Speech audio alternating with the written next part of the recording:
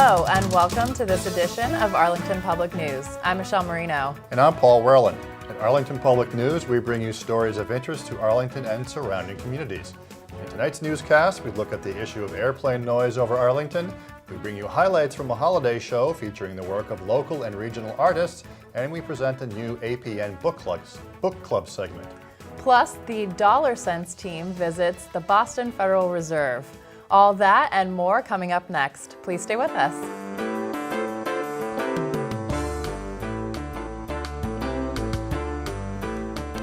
On December 2nd, FoodLink celebrated their 50-plus volunteers and food donation partners at the Arlington Senior Center. In addition to recognizing the volunteers, the organization's staff shared updates and highlighted the group's accomplishments. FoodLink, formerly the Food Recovery Project, is a local nonprofit organization that collects and redistributes food from donation partners. Participating businesses in Arlington include Trader Joe's, Something Sweet Without Wheat, and Whole Foods Market, as well as multiple Panera locations. Co-founders Julie Kramer and Deanne DuPont took the opportunity to thank everyone involved for their help in fulfilling FoodLink's mission that no food go to waste. Congratulations. Have you noticed more airplane noise since Logan Airport changed flight patterns a little over a year ago? News producers Cameron Sakarni and Akriti Jagmohan investigated the issue and bring you this report. Flight patterns have changed in Arlington and surrounding communities since 2013. We're here to discuss the issue and what Arlington can do about it. Welcome. Thank you so much for joining us. We'll get right to it. Could you please explain what airplane noise is?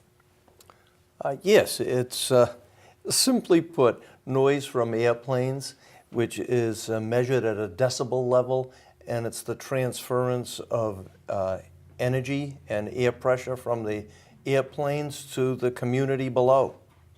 Okay, and who decides the flight patterns? What criteria goes into deciding which flight goes over which community? So the FAA basically has control over airspace. So in the case of Logan, Massport controls the ground operations, but once an airplane actually goes wheels up, the FAA and air traffic control are in charge. And over probably the last decade, there has been a concerted effort by the FAA to modernize the air traffic system and how it's managed. There's a program called NextGen, which has implemented a number of different changes, one of which is the one that the communities of Arlington and Belmont and Watertown and parts of Cambridge are experiencing, which is rather than a pilot would, based on their destination, would request or be given a particular flight route. But the flights were pretty randomly distributed. If you take a look at the graphic that shows the flight paths prior to June of 2013, and they were distributed to the point where any one particular household or resident was not exposed to repetitive flights. What's changed is something called RNAV, which is basically a GPS-based navigation system that narrows the flight patterns to very, very specific corridors. What has been the process for making these routing changes? When were they made? Why were they made? What has brought us to the complaints is, as Myron said, the FAA changed their procedures in 2012, and Logan put it into effect in June of 2013, which has resulted in what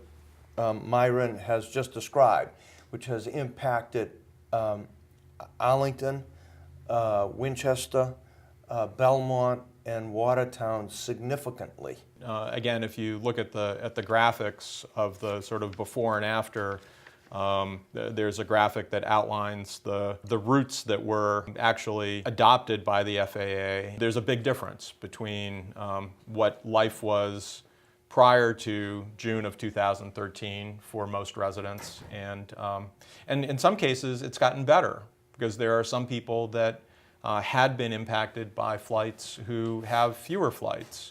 And I think that that's really been the crux of the issue. Thank you so much for joining us. This was very helpful. Thank you very much. Thank you. If you are concerned about airplane noise, make your voice heard and contact your legislative reps or CAC to file a complaint. For Arlington Public News, I'm Akriti Jagmohan. Well, Paul, I think the noise has really been brought to the public's attention, and there's been sort of a public outcry for something to be done. Although I think this is a pretty sensitive topic, and I'm not sure that there's an easy decision to be made. No, I think you're right. I mean, I notice it definitely over my home, especially in the mornings, but it's going to be in over somebody's house somewhere. So it's, Right. You can't really, it's either going to be Arlington or it's going to be Revere or somewhere. So it's a It's sensitive issue. It's a tough one. Dollar Sense is a series that examines the agencies, institutions, and mechanisms that make up our financial system. In part 5 of the series, APN visited the Federal Reserve Bank in Boston to speak with a senior official about the Fed and its role in the U.S. economy. Hello, this is James Milan, and welcome back to Dollar Sense. As always, I am joined by Joe Camargo, our resident guru, and today we have a special edition of Dollar Sense because we've taken a field trip, and we've come to the Boston Federal Reserve Bank, and we are here with Dr. Jeffrey Tutel, who is a senior vice president here and the director of research, a doctor by virtue of his PhD in economics. So Dr. Tutel, thank you so much for joining us. Thank you for having me. And we're here to find out all about the Federal Reserve, or as much as we can today. So if you wouldn't mind just beginning by letting us know, what is the Federal Reserve exactly? Why was it created, et cetera? So the Federal Reserve is the central bank of the United States. It was actually, we began the Federal Reserve. We needed it for years, actually, but there was banking crisis after banking crisis in the 19th century. And the only way to stop those banking crises before the Federal Reserve existed was J.P. Morgan or some huge banker would step in and stop the panic. So in 1907, there was a banking crisis that J.P. Morgan said, it's too big for me. I'm not big enough to do this anymore. And everybody realized we actually did need a central bank in the United States. So they started the Federal Reserve, and it was to prevent bank runs and try to make sure that the dollar was sort of sound and maintained to the gold standard. Mm-hmm. So that was why it was started. We're just would love to hear a little bit more about what the differences are in structure, in pressures that are brought to bear, in variables that you have to deal with, et cetera, between, let's say, the Federal Reserve and the European Central Bank. So we're lucky that the Federal Reserve is dealing with one country. So there's no issues of sovereignty. So California doesn't get all up in arms about monetary policy because it's different than what monetary policy should be in Texas or New York. We sort of assume that monetary policy in the U.S. should always be the same. Now that's very new for the Europeans. When they became unified in a currency, a single currency, they suddenly gave up this idea that they had control over their own monetary policy. And what that meant was that they gave up control over their currency values. And so this is a profound change from what they were doing for a very, very long time, since the gold standard, basically. So there's a huge difference there. Politically, are they there? Are they in the same place we are? No, because we have a unified federal authority too. So if Texas is doing really well and California is doing really poorly, then it's not just monetary policy that's trying to help out the country, because it's a national instrument. You can have fiscal policy, take some money from Texas and give it to Californians. There can be transfers there. And they do it, and we do that. And it's sort of like workmen's, unemployment insurance, things like that are ways to sort of transfer funds from places that are doing well to places that are not doing so well. Europe doesn't have that mechanism. Yeah, a little bit more difficult to take some money from Germany and give it to Greece, exactly. for instance. Yes, exactly. And so we saw the whole dynamic playing out, them trying to work their way through that. And so it was, it's much easier for us to just say, we'll do monetary policy, which is a national instrument, and you guys worry about the transfers between yourselves, you guys being Congress. But in Europe, they didn't have that choice, so it was more complicated. I agree. I think it's fascinating to watch the two different systems work independently, yet at the same time cohesively. You have a lot of the major central banks right now looking to, and in fact over the last 5 years, looking to stimulate overall economic growth, global economic growth. So to watch the Fed and then to watch the European Central Bank enact their own policies with one goal, obviously, to stimulate additional macroeconomic growth is for me, is very interesting to watch. Thank you so much for taking this time to talk to us about what you do. It's important work, and we appreciate it very much. Thank you for having me. And thank you again, and thank Joe, of course, for joining us here at the Federal Reserve Bank in Boston for Arlington Public News. I'm James Milan. Thanks for joining us. After 27 years in office and a failed attempt to extend his rule by changing the constitution of Burkina Faso, President Blaise Compaoré resigned in October 2014. His resignation opened the door to a transition in his country and changed the political landscape in West Africa. Arlington Public News met Ambassador Charles R. Stith, director of the African Presidential Center at Boston University, to talk about this recent Arlington event and the Public News implications is at for Boston neighboring University countries. African Presidential Center.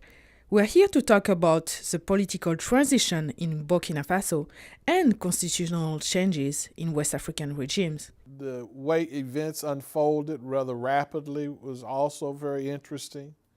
He went from over a week's time, actually, of declaring that he was going to change the Constitution to allow him to run another term, to backing off that position, to resigning, to not abdicating, and he's now in exile.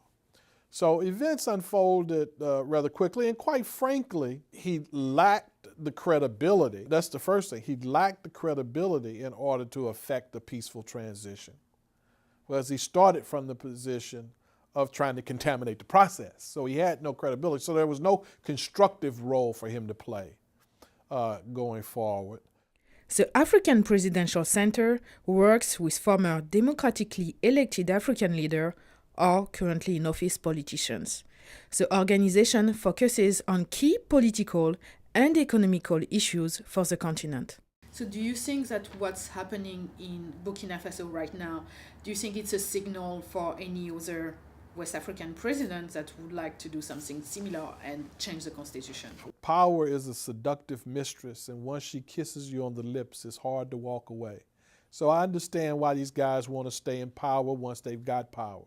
But the reality is, if I were in their shoes, I would think twice about trying to stay in power by changing the Constitution. There is a couple of incoming elections in 2015, including in Togo. So could you tell us a little bit more about this country and the political situation there? The country had a huge opportunity to move in the right direction. I think in 2005, when the elder Adema died, that was an opportunity to get the country on track, which the citizens of the country missed because they didn't rise up as they could have. It would have been messy, but they could have. I think the African Union, neighboring African states could have been more adamant and insistent that a democratic transition take place. And of course, instead of Chirac playing the role of putting Adema's son in place and ensuring that democracy would die along with Adema's father, it was another missed opportunity. It is really hard to go beyond 8 or 10 years and still make a contribution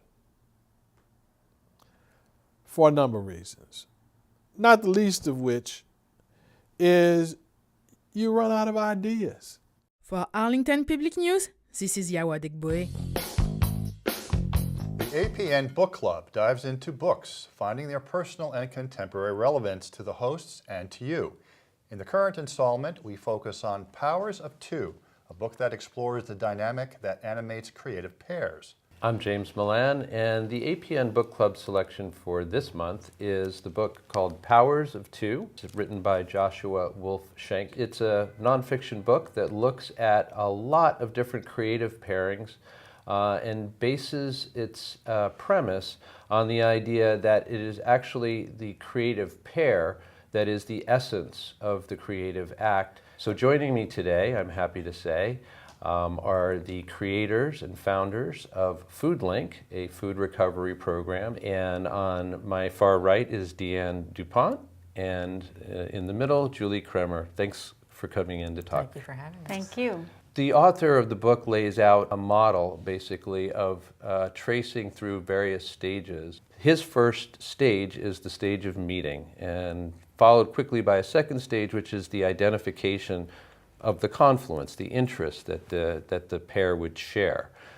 How did that come about for you guys? We were both enumerators for the 2010 census, and in training, we found that we were both living close to each other, and for some reason we gravitated towards each other during our training and began chatting and learning that we both had an interest in recycling, recovering, composting, concern with people in need, and that's how we met. Well, we came together again because of the Minuteman Parent Association at Minuteman High School. We got involved in projects that the association was doing, receiving a donation from the new Lexington Panera that we were picking up for the event that started this. When I picked it up, they were only about a year old, and I asked, they had people picking up every night, and they said, as a matter of fact, we only have a group coming one night, and you have to be a 501c3 in order to pick up a donation. And that's when I said to Deanne, the other nights they don't have anybody picking up this bread, and we need to do something about it. And that was the beginning. I kind of think that we're just both doers. Deanne has a huge strength in the business area of organizing a business and getting things going. And I think we do both bring different talents to the table. I mean, my background is finance and accounting, and Julie brings this real go-getter attitude, I think, which I think the two complement each other very well. In addition to, we're both doers. One of the things that Joshua Schenk talks about in the book as being an essential element to long-term creative partnerships is actually tension, where there's areas of disagreement or dissonance, and they have to work that out. Does that kind of thing ever arise for the two of you? Do you have points of disagreement? How do you resolve those kinds of issues? I would say it's more that we don't necessarily would always do things the same way. If there's maybe frustration or tension, I think that's an overstatement. It's that sometimes we'll do things a little different, but then we both know that the other person is trying to do the best they can. We're also really good at picking up when the other is literally overloaded. There are days you can't remember anymore what's going where, and if you don't have the computer in front of you to look on the spreadsheet, you're calling or texting and saying, do you need this for so-and-so, or oh my gosh, I forgot to deliver here. So the it's a communication is communication. constant, it's daily. Constant. And you're both signed on for that. Yeah. And this has been, I think, one example among many, but this is a great local example of the kind of collaboration that Joshua Wolf-Schenk is talking about in his book, Powers of Two. We appreciate very much Deanne DuPont and Julie Kremer coming in to join us today from FoodLink, and we appreciate your being here with us as well. Thanks for joining us. Two heads are always better than one. I mean, look, the two of us here, right? We're Better a good than one. We're a good team. So I think it's a good subject. It's a good topic, and they're doing something at Addison Middle School next time, and I think it's going to be it's a good segment to watch. Yeah, like you said, very relevant topic, and I'm anxious to see the next segment. Me too. 13 Forest Gallery is hosting its 7th annual holiday show titled Plenty. APN stopped by the gallery to bring you highlights from the work of local and regional artists. We here at 13 Forest represent over 150 different artists from any given time, including the jewelers and the ceramicists and, of course, the fine artists. And so at the end of the year, we decide to do every year a holiday show, which is called Plenty, which is something that's on most people's minds at this time of year. And this is the 7th annual show, and it's 50 artists. And it's also a great opportunity for us to show new artists. So about a third of the artists in this exhibit have not shown here before. I'm very influenced by factors in my everyday environment. I'm also greatly influenced by American architectural history. There are 2 drawings from a series that I titled The Case Study Houses after the American Architectural Digest series.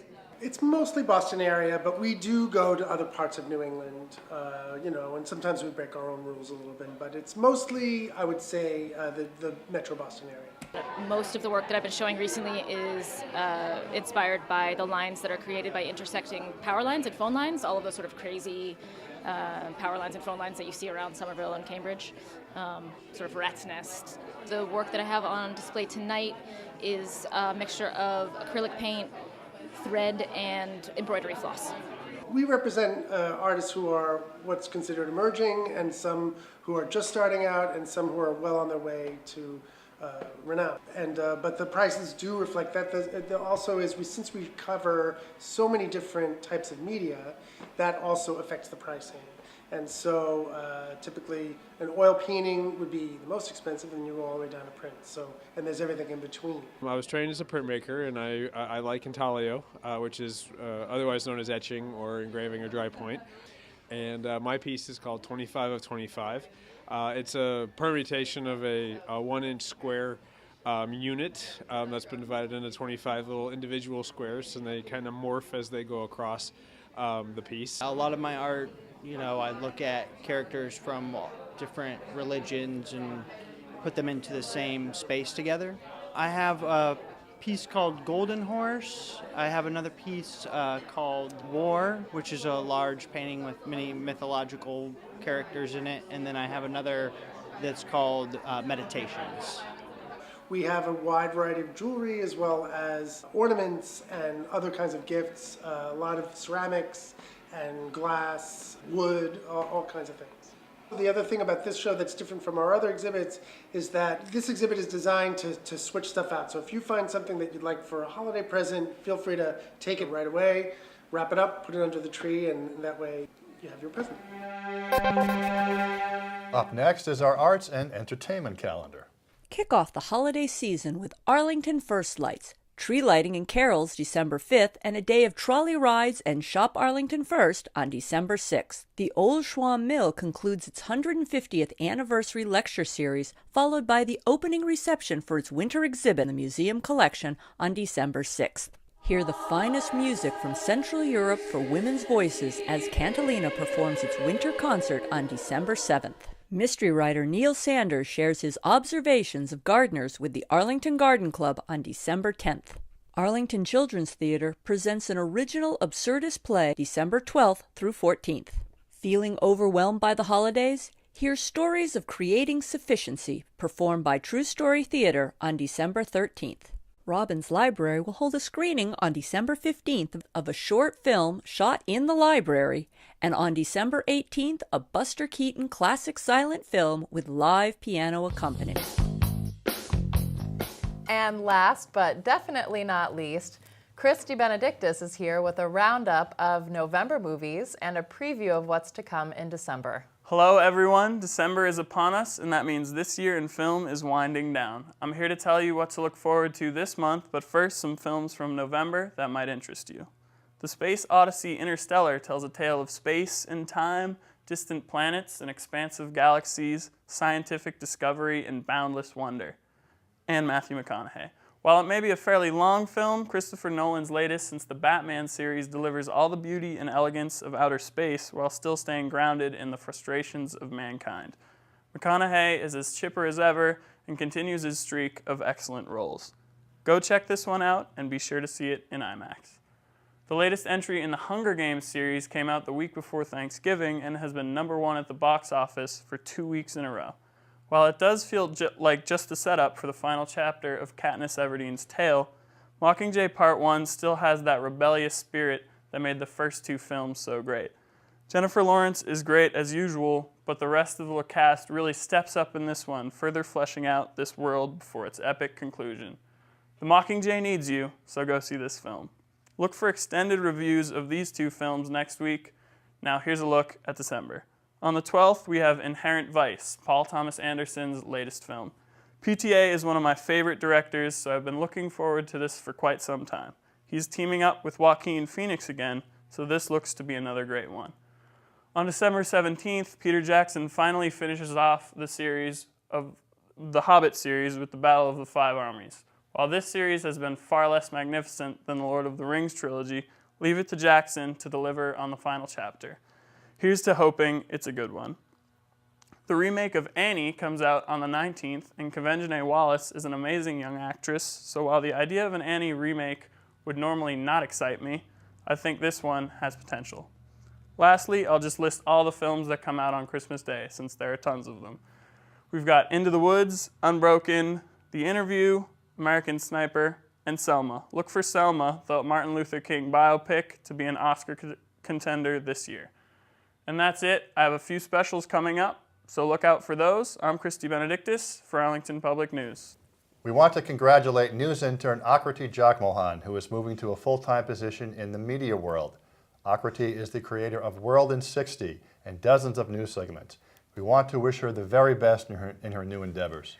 We're really excited for her new position at Pulse Media in Watertown, but I know we're all sad to see her go. She's been such a valuable team member here at Arlington Public News. Absolutely. Our loss is their gain. Arlington Public News is a production of Arlington Community Media and functions as a gateway for local participation in issues and events of interest to the community. You can follow us on Facebook and Twitter, and you can find our latest segments on the web at news.acmi.tv. Please join us next time for another edition of Arlington Public News. I'm Michelle Marino. And I'm Paul Werlin. See you next time.